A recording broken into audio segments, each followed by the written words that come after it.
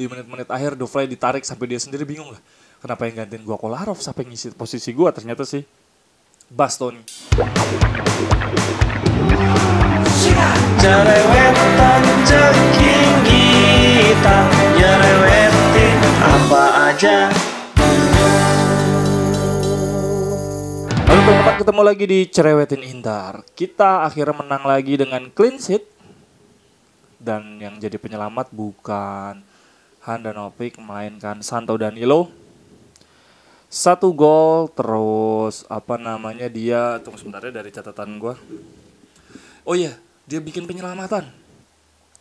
Waktu lawan Empoli terakhir juga dia bikin penyelamatan, berarti dia ini benar-benar pemain dengan positioning bagus, golnya juga bagus banget, sundulan umpan dari Alexis Sanchez. Kemudian yang bikin keren lagi, dia ini Danilo ketika ngegolin dia ke pinggir lapangan, dia mendedikasikan golnya untuk Dumfries biar semangat. Santo Danilo gokil.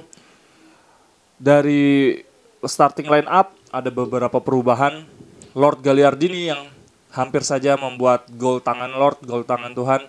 Tapi kalau dari berita yang gue baca, Gagliardini dia yang bilang ke wasit itu nggak gol, itu kena tangan. Terus akhirnya dia yang kena kartu kuning. Gokil, fair play man. Kemudian yang dimainkan lagi Alexis Sanchez main bagus, cuma ketika ditarik keluar agak kesal.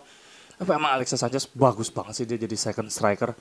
Gerakannya paling meliuk-liuk, dia paling bisa ciptain peluang. Dan menurut Opta, Alexis Sanchez has been directly involved in 21 goals in his 23 Serie A start with Inter. Dia terlibat dalam 21 gol di 23 penampilannya sebagai starter di Inter. Gokil. Nyetak gol 9, kemudian 12 assist. Ini gokil banget sih, semoga memang dia kelemahannya cuma di nggak fit doang sih. Kemudian dari catatan Opta juga, Daniel Ambrosio is one of only 2 defenders who has scored in 7 Serie A, the last 7 Serie A season, along with Leonardo Bonucci.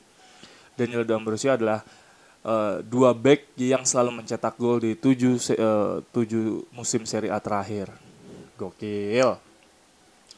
Di partai ini tadi gue ulang lagi, di lini pertahanan kita mainin Daniel D'Ambrosio sebagai rotasinya Skriniar. Bahkan di babak kedua, di menit-menit akhir Dovray ditarik sampai dia sendiri bingung lah. Kenapa yang gantiin gue Kolarov, siapa yang ngisi posisi gue? Ternyata sih Bastoni. Kemudian di lini tengah Gagliardini main, itu kayaknya membuktikan memang dulu waktu di Inzaghi di Lazio pingin Gagliardini itu emang sebuah fakta ya. Gue pikir dulu tuh angin siapa sih yang mau Gagliardini. Ternyata Gagliardini ketika fit sama Vecino dan Gagliardini sama-sama fit, si Inzaghi lebih milih Gagliardini. Dulu di zamannya Conte kalau Gagliardini sama Vecino fit, Conte lebih pasang Vecino. Kemudian di sisi kiri Di Marco yang akhirnya mencetak gol lagi. Ini gol keduanya, pemain yang sangat amat interisti.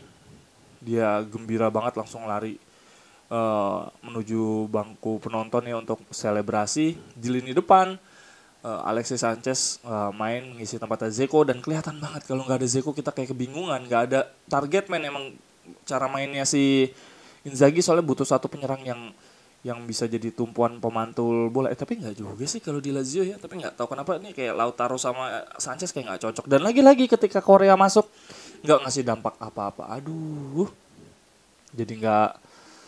jadi bingung sendiri gue sama Korea nih fungsinya apa.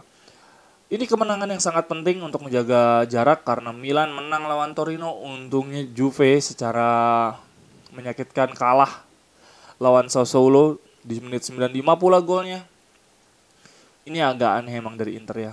Lawan Juve nggak bisa mempertahankan keunggulan, Sassuolo-nya malah menang. Kemudian Lazio juga gitu, kita dibantai Lazio-nya malah dibantai sama Verona. Untuk Napoli belum tahu pertandingannya karena masih nanti malam. Kalau teman-teman gimana dengan pertandingan lawan Empoli? Strategi rotasinya Inzaghi bagus ya, dia juga rotasi tanda kutip, dia di bangku cadangan, di bangku penonton karena kartu merah. Nanti setelah ini kita akan lawan Udinese, setelah itu lawan Sheriff nih, kita lihat nih, Vidal masih belum main. Nanti lawan Sheriff nggak tahu siapa yang akan dirotasiin lagi penyerangnya. Karena lawan Udinese ya, karena kita harus mempersiapkan diri lawan Sheriff. gue udah nggak ada lagi catatan untuk pertandingan tadi malam. Oh ya, Empoli red card. Kemudian menurut gue yang Danilo D'Ambrosio pelanggaran di kotak penalti harusnya pelanggaran sih. Harusnya foul sih menurut gue, penalti itu untuk Empoli. Kalau menurut teman-teman gimana? Kalau Dumfries aja ke siapa namanya Alexandro ya kemarin itu pelanggaran, harusnya kemarin itu pelanggaran juga sih. Cuma memang itulah Serie A, kita nggak pernah bisa tebak. Teman-teman gimana untuk pendapatnya pertandingan hari ini? Ngantuk nggak nontonnya? Kalau gue sih sama dah, ya udahlah kayak pengen dicepet-cepetin gitu nih, lama banget, mainnya lambat, kurang greget, apalagi setelah Brozovic diganti, aduh makin gak jelas lagi. Barella, Gagliardini sama siapa Vecino lini tengah jadi kayak gak karuan. Barella ada satu tendangan kena tiang tapi offside, terus siapa lagi ya? Sensi. Satu gol tapi emang jelas banget offside. Semoga di pertandingan berikutnya Sensi, Gagliardini bisa ngegolin. Sampai ketemu di cerewetan berikutnya. Terima kasih yang udah komen. Sehat selalu untuk teman-teman semua. Forza Inter. Cerewetan ceking kita nyerewetin apa aja.